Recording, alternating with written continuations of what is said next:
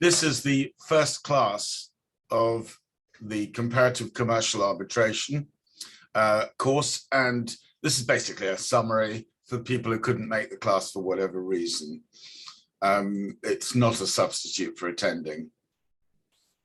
Let me start off by introducing the materials as quickly as I can, and we'll race through the slides and I'll talk over them, and that'll be your summary. The first class is always an introduction, and it's designed to get everybody into the right frame of mind rather than anything else. We don't have rights and wrongs here. The key trick, though, is to remember what the course rules are. I really don't mind whether you don't have factual backing for your views, at least when you express them in class. Do it in an assignment, you get marked down, but I'd rather you had a go in class, and sometimes the most erroneous answers are the most interesting. Above all else, though, please turn up on time, and if you do have a problem, drop me a line. One core rule here is everybody gets the same treatment. It is absolutely central to what we do. So if you're expecting a special favor from me, forget it, it's not happening. The further course rules are about safety. This is not voluntary. Please get this right. But also remember that if you're talking behind a face mask, there's something blocking sound. So do please shout what you have to say. Don't worry about talking too loudly. If you do, I'll tell you gently, because I'll know you're trying to do your best to be heard.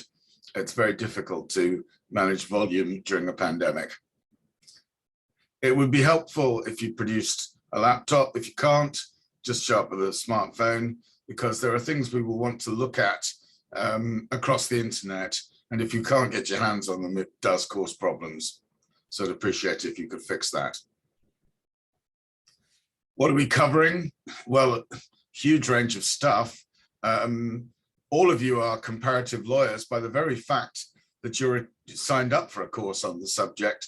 So we're going to be looking at lots of different legal systems, and above all else, learning to study without fear.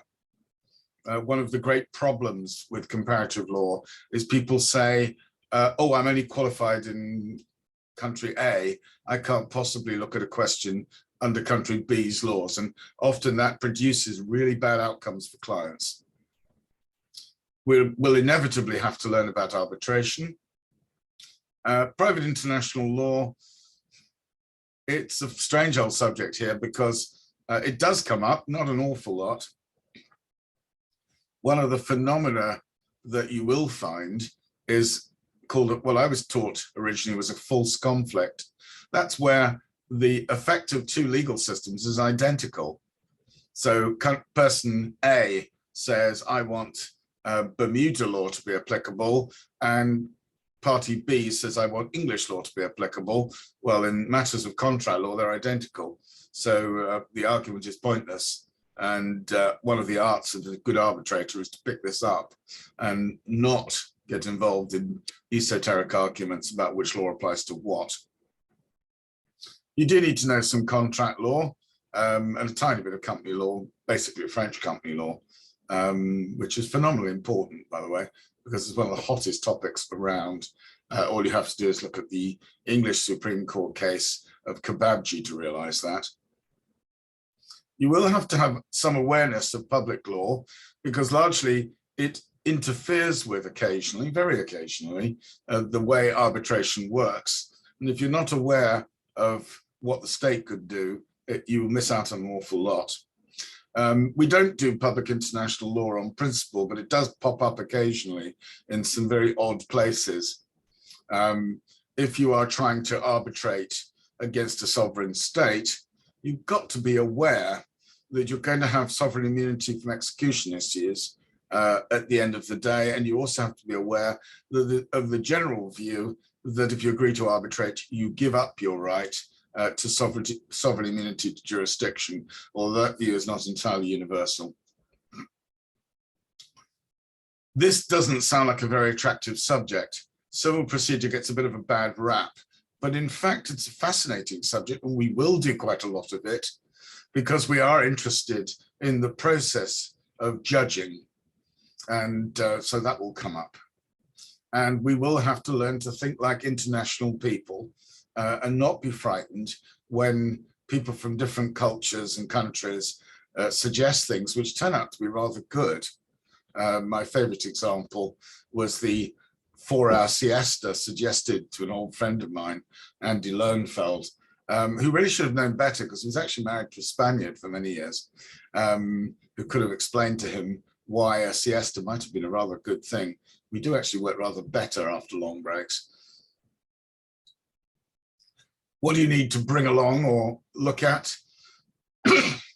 You do need to be aware of the New York Convention. It's pretty central to what we do, although national laws have increasingly gone past it in being more favorable to arbitration than the convention. And since the convention was designed to help in the enforcement of agreements and awards, you can imagine there's nothing much to stop countries from doing just that. The UNSTRAL model law picks up a huge range of countries, although you don't actually have to adopt the model law in full. And many countries have tinkered with it at the fringes, but we'll treat it as if it was a country. Actually, we'll treat it as two countries because there is the old version, came out in the mid-80s, and the more recent updated version from 2006, and different countries do different things in that space. We will be looking a lot at arbitration statutes. There are links to them on Blackboard, but frankly, you don't even need them because you can Google most of them. These are the countries we're going to focus on, largely because in there are the top 4 in real life, namely England, France, USA, and Switzerland. A number of other countries are interesting intellectually. We mentioned the model law being in effect a further country. That will give you an idea. If you want to insert any other countries, please feel free to do so. We then have to look at institutional rules, and the obvious institutional rules to discuss are those of the International Chamber of Commerce, the London Court of International Arbitration, and the Swiss rules, which are a strange phenomenon. Essentially in the 1990s, I think it was, or perhaps a bit later, the various chambers of commerce, I think there are 6 of them within Switzerland who offer arbitrations, got together and created an institution. So if you agreed to arbitrate under the rules of the Zurich Chamber of Commerce, it's quite a common phenomenon, you are actually agreeing to the Swiss rules. Word of warning, however, the Swiss rules, which by the way were drafted originally in English, are not the same thing as the Swiss law. Swiss law is the LDIP, or if you happen to be German speaking, and one of us I know is, it's the IPRA Gazettes if you're German speaking. The UNSTRAL rules set up by UNSTRAL. UNSTRAL is an agency of the United Nations. They're designed for ad hoc arbitration, that's non-institutional arbitration, and arbitrators sometimes suggest to parties that everyone agrees to follow the UNSTRAL rules until they agree not to, and that's not a bad idea. Publications are a bit of an issue here because these are the 2 big journals. It's actually a very good Belgian journal, and you're going to see articles taken from that that I've put on Blackboard for you. Revue d'Arbitrage, the French journal, is probably the best in the whole area, but it doesn't appear in English, although increasingly its articles carry English summaries. I'm actually a subscriber, so if you need something from that, do ask, because I'll probably be able to get you a copy fairly easily. Arbitration International traditionally is the establishment journal, edited by someone I used to work for these days, Rusty Park. And Journal of International Arbitration is where sensible people get their first arbitration publication because they're traditionally much more open to people who they've never heard of. And so if you are writing some publication, perhaps turning your dissertation into an article, I'd send it to the JIA if you don't have a history of legal publications already, but we will see quite a few articles from both. Textbooks is a problem. I do have the Gary Bourne casebook myself. I almost never use it, which tells you a story. Really don't go out and buy anything. The other books, the Tweedales and the likes of that, really Moses, they're not very good books deep down, and they won't really take you very much further. And above all else, real practitioners don't use them. Let's move on and start looking at the topics of our course. And the most important one is defining an arbitration. You can't really argue about arbitral law or arbitration law unless you know what the phenomenon actually is. However, having said that, defining an arbitration is surprisingly difficult. I think there are certain elements, though, that one can find.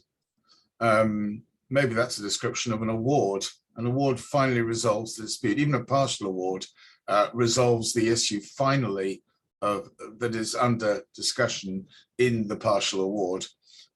Finality is important because it's not the same as adjudication, which can reverse, or rather in which an earlier adjudication can be reversed at a later date by an arbitration award or indeed a court judgment. The parties' submissions point is tricky because there is a long history of look and sniff arbitrations, and these involve arbitrators being asked to examine cargo or ships or whatever, and on the spot pretty much make decisions about extent of damage to it, if any, and therefore any damages award to be made. And there isn't really a submission as such, although I suppose people probably do say, well, we think this and the other side thinks the other. The significance of this is that expertise, or bindend advies in Dutch, because that is referred to actually in the Dutch legislation, that's a binding advice, does not involve the parties making submissions. There can be some quite interesting fine lines here. I was once by accident an arbitrator when I was asked to be an expert, when I suggested to the parties that I would provide my opinion in draft for their comments. And when they both said yes, I may have unwittingly generated an arbitration agreement. Thankfully, everybody agreed with my conclusions and it all went away. The feature here is that arbitration is about judging. Mediators are not judges, but arbitrators definitely are. But they don't represent the court system as such. There is the phenomenon of judges being appointed as arbitrators. It certainly happens in English law, not very often these days. It can happen. But when they are appointed, they're not appointed to represent the court system. And the notion of private is awkward because a number of arbitration institutions have been in the past, and some are still, owned by sovereign states. CTAC in China is a good example. In Eastern Europe before 1989, there were a number of arbitration courts or organizations that were clearly owned by the states of the countries in which they were located. After much discussion in the literature, in 1961, the European Convention of that year, signed in Geneva, it was pretty much acknowledged that the state-owned arbitration bodies were arbitration because the parties had to agree to have their disputes resolved by these bodies. It was probably a bit of a political compromise that worked reasonably well. So I put that with a bit of a question mark. Now, there is no right to appoint an arbitrator. That's one of the great myths. But to make something an arbitration, the tribunal has to get its powers from the parties' agreement. Well, that's a piece of sophistry in a way, because there is such a thing as statutory arbitration, which is in effect imposed by the state. And when that happens, we casually say, oh, that's not really arbitration, sometimes called in England statutory arbitration. And it forms part of the legal system. And here it's the significance is that if you agree to arbitrate in the conventional sort of way, you give up your rights to a fair hearing under Article 6 of the European Convention on Human Rights, essentially. The Bramlett case law is the right material for that. And, well, it's awkward because there is statutory arbitration, which is governed by Article 6. So the right to a fair public hearing does apply. But the role of the parties' agreement, well, that's a subject of some discussion. As Jacqueline Rubelin-de Vici pointed out, the parties' agreement affects the whole process from setting it up right to the final award, because the parties can say we don't agree to have punitive damages awarded or some other remedy. And in that respect, they are affecting the final process. What are the other options? Mediation. You can also combine mediation with arbitration. Although watching me and Richard Earle trying to draft a med-arb clause together was one of the funnier things you've ever seen. It's surprisingly difficult to do. The point really is that the mediator's purpose is to facilitate agreement between the parties. It is not to judge the dispute. In that respect, it's assisted negotiation, really. Adjudication, often used in the construction area, vitally important if you want to build a complicated factory, because you need the builder not to go bust during the process while waiting for payments. So an adjudication can rule on whether the payment is due, but a subsequent arbitration or litigation could conclude that it shouldn't have been due because the work wasn't done properly. We've seen expertise usually used when valuing companies, very important in practice, where a business is privately owned and one of the owners of the business dies and leaves their shares to family members who are not interested in the business and need to be bought out. And in that situation, an expert can be used to value the company and therefore the amount to be paid to the family members. And you can always be sued. And above all else, there are lots of stories of arbitrations resulting in war. The Bahraini arbitration, if you want to look it up, I don't really understand the case, but there was the phenomenon of one of the parties passing notes to one of the arbitrators. The case sort of broke up in disarray. Everybody got very cross and war broke out, which was messy. And equally, one of my funnier moments reading in an arbitration book was an article which suggested that the Ayatollah Khomeini in 1980, when Iraq invaded Iran, should have invoked the arbitration clause in the 1975 agreement between the two countries over the Shatt al-Arab waterway. I think at the time he was trying to shift 1 million Iraqi soldiers from his territory, and an arbitration probably wasn't all that high on his agenda. You do get reprisals, commercial or otherwise. You know, you've not honored this agreement, we won't do business with you in the future, and we'll tell everybody else not to as well. The definition of international is extremely messy, and you do have to do this right when you're dealing with individual countries. Strangely, the English Act doesn't distinguish between domestic and international arbitration. It was thought that the rules in question were a breach of EU law at the time. Whether or not they will suddenly be revived in the light of Brexit, I have no idea. But the English are pretty territorial. They're going for any party, national, habitually resident, incorporate or head office abroad.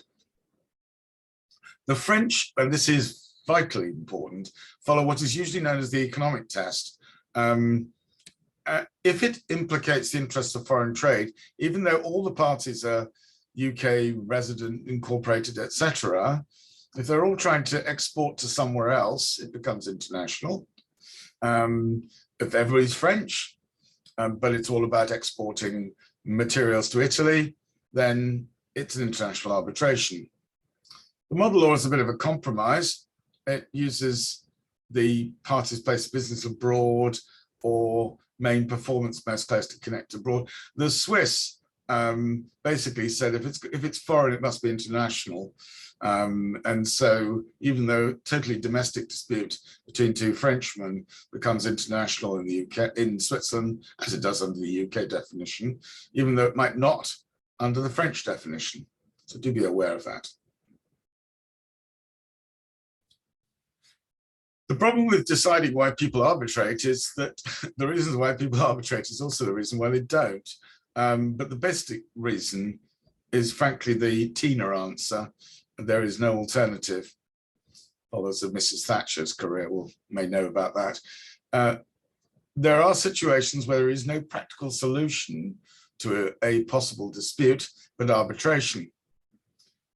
You don't want to sue a sovereign state in their own state, and a sovereign state won't agree to be sued anywhere else. So if you're doing business with a sovereign state, arbitration is pretty much your only option.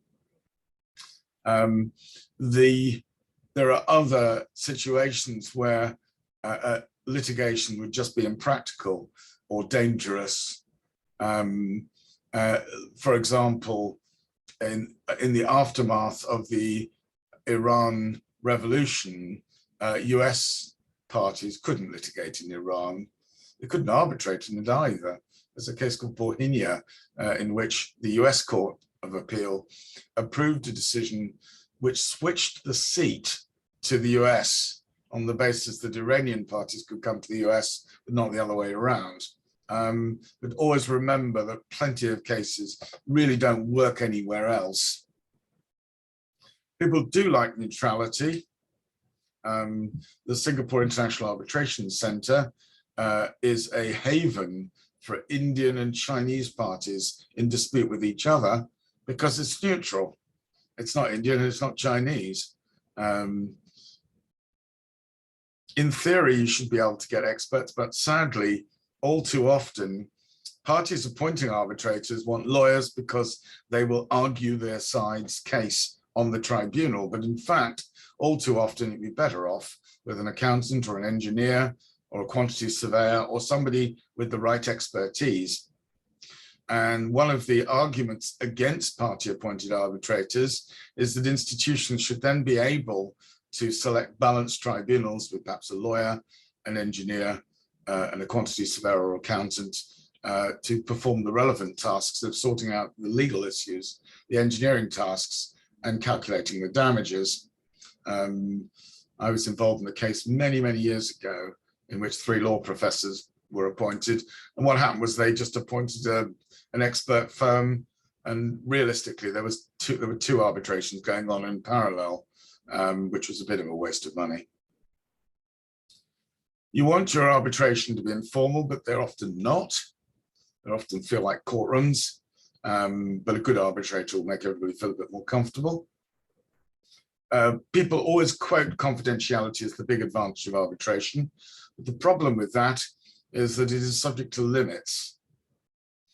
For example, a company that has a massive claim against them will have to disclose this in their company accounts, probably their annual report, and handle questioning from shareholders about why it is they suddenly paid $70 million one fine sunny day. And there are always limitations on confidentiality in English law. If you need to get hold of something from an arbitration in order to pursue your legal rights, you're entitled to get it. And when applications are made to set aside awards or otherwise go to court, unless you request to the judge to keep your name out of it, in England and in the US, your name will appear in the law reports, whether you like it or not. How much detail will be provided is a slightly different matter. But I remember an arbitration where I discovered what the result was in a subsequent law library where I was working by just reading the law reports. And the fact that my old pupil master was applying to get the award sent back to the arbitrator with a request for more reasons, so essentially he could appeal the award, told me he'd lost it. Well, it can be cheaper than litigation, but if you get locked up in the legal systems of various countries, notably France, you can spend a lifetime in legal costs and you'll never get them back, either the time or the money. So many international arbitrations are extremely expensive, but then so is quite a lot of international litigation. So the price advantage is an interesting one. You obviously have to pay the arbitrator, so and the institution. But having said that, the English courts now charge quite a big filing fee. So it's not exactly free of charge here either. But that's a question for another time. It's difficult to evaluate. The same applies to speed. You can get cases resolved very quickly. Many years ago, I was involved in a case involving an Austrian party and a Scottish party, and it was a product liability case in essence, sort of case that does take a lot of time and resolution. And I think my friend, who was the sole arbitrator, I was the secretary, got through it in about 18 months, which is really pretty quick, to a final award, a full determination. So you can get very quick cases, particularly if the parties are minded to achieve that. But you do get arbitrations that drag. And as I said, if you get locked up in someone's legal system, I'm sorry, but you're in real trouble. So the disadvantages of arbitration are often the same as the advantages. It can be very pricey. You are paying an institution. You are paying arbitrators. All their diaries have to be matched up. You can't just turn up in court. One concern is that because many arbitration awards are not published, and even those that are published in summary form, there is no case law as such in most areas. And so results can be all over the place. It makes it very difficult to settle cases. And the quality of arbitrators varies from the very, very good to the pretty awful, without a great deal of quality control, because you don't get the publicity from a bad award because it's often not published. A concern that many countries have in the developing world is that arbitrators tend to look at the world from a very Western European view. Even if they are actually from developing countries, they're typically educated in Western Europe or the US, and it tends to show in the slightly mercantilistic approach that you find in arbitration quite often. And the arbitrator, if he wants to be appointed or she wants to be appointed again by the parties, has to show a certain amount of bias in favor of both of them. So you do get the phenomenon of things being cut down the middle in a way that a national judge might not do so. So that's another concern. We're now at the end of our first session. In our second session, we're going to be looking at the origins of international arbitration. Thank you very much.